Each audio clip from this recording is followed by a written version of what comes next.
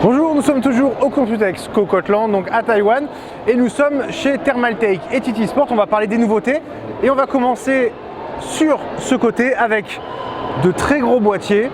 Alors c'est le W200, une nouvelle marque, on va dire une nouvelle gamme chez Thermaltake avec TT Premium. On pourra le constater, il y a un nouveau logo. Alors le principe est très simple. En fait, à gauche et à droite, nous avons les mêmes boîtiers mais avec un agencement différent. Water case par exemple en haut avec une alimentation en plus à droite, alors que de ce côté il n'y a que du refroidissement. Le principe est simple, il y aura un shop online qui fait de la vente dans le monde entier. On choisit son boîtier avec l'intérieur. Si on veut par exemple des racks à l'avant, si on veut une grille comme ceci ou de la couleur, on le verra, il y en a derrière. À l'intérieur, on va choisir le stockage si on le veut à gauche, à droite. On peut d'ailleurs ouvrir comme ceci.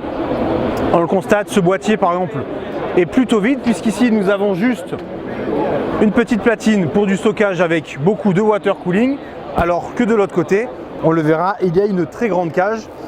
Les tarifs, on verra plus tard. La finition, honnêtement, est bonne. Il n'y a rien à redire. Alors là, c'est magnétique. Ensuite, il y a la petite poignée.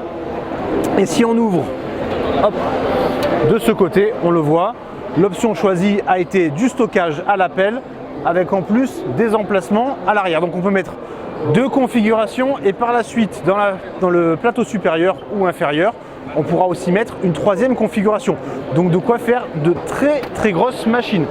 Puisque nous sommes dans le custom, on va dire le haut de gamme, on va parler de la série Ring. Donc on connaît en couleur. Alors là c'est un mock-up, nous avons la version RGB qui change de couleur avec ce petit boîtier. Ce sera vendu par pack de 3, histoire de pouvoir configurer plusieurs ventilateurs en même temps. Ensuite nous avons un boîtier en wall mount, donc châssis mural, qui sera vendu celui-ci. Donc ça fait une très belle table de bench. Alors on le voit sur le côté, nous avons ici une carte MRITX, mais en fait on peut aussi changer l'orientation de la carte graphique selon ce qu'on veut mettre. Là nous avons 130 €, effectivement, c'est pas très cher. C'est du plexiglas, par contre ce n'est pas du verre. Nous avons ce plateau, alors pour l'instant on ne sait pas trop, c'est fait à la main. Est-ce que ça sortira par la suite? On ne sait pas. En revanche, ça nous permet de découvrir un nouveau waterblock Asus Thermaltake pour la dernière Sabertooth en Z97. Donc ça s'accorde parfaitement aux couleurs de la carte.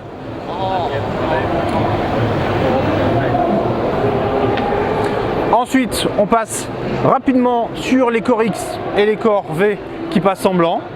Ça rend très bien. Donc là, les châssis, on connaît à l'intérieur. Core X9, EATX, on peut changer tous les composants, c'est fait avec un système de rail, il n'y a aucun souci. V21 et V1, très bon petit boîtier, abordable. Ensuite, ce côté, on peut passer, rien pour nous, on va partir sur le water cooling, hop, c'est par ici.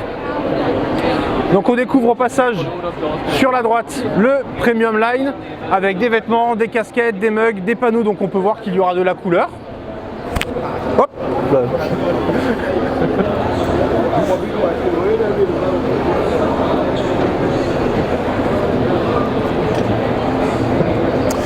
Nous avons aussi le V100, donc même principe, le W100 que le W en 200, sauf que nous n'avons plus qu'un seul compartiment, mais avec quand même beaucoup de place à l'arrière pour des câbles, pour du water cooling avec les ventilateurs, il n'y a aucun problème. Des passages ici éventuellement si on veut mettre les tuyaux et on peut choisir le nombre de platines, il n'y a aucun souci.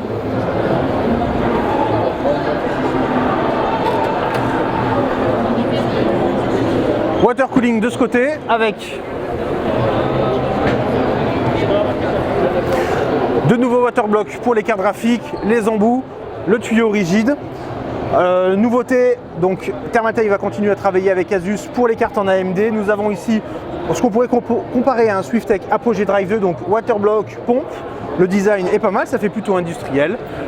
la D5, la P500 avec tuyau, avec réservoir, sans réservoir, du réservoir en WB5-25.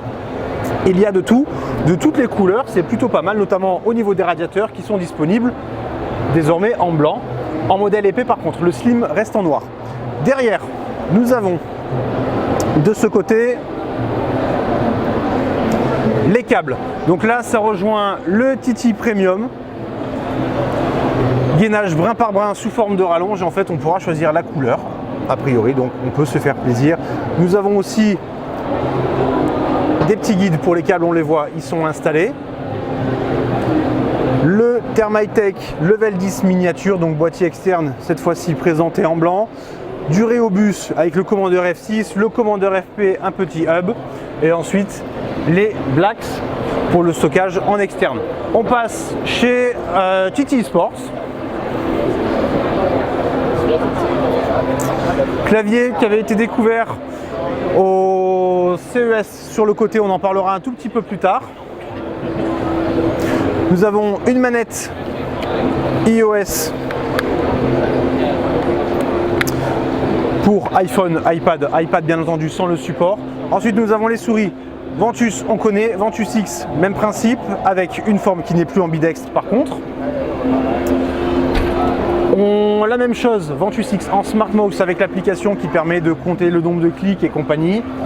Refresh sur la série Chronos avec différents arceaux désormais et surtout le câble qui n'est plus détachable. Isirus Pro, une oreillette, enfin 2 oreillettes avec micro détachable. Système sport et on pourra toujours utiliser éventuellement un micro à côté. Ensuite nous avons le Shock 3D virtualisation 7.1 ou pas avec le logo qui s'allume en fonction des effets. Hop, sorry. Au niveau des claviers, on va pas s'attarder, on reste sur de l'entrée de gamme sur les Challenger. À côté il y a un RGB, un Poséidon compact et on passe sur Poséidon Z avec hop. Donc en fait, il y a une barre, la barre espace est tactile sur 5 zones et on choisit ce qu'on veut faire.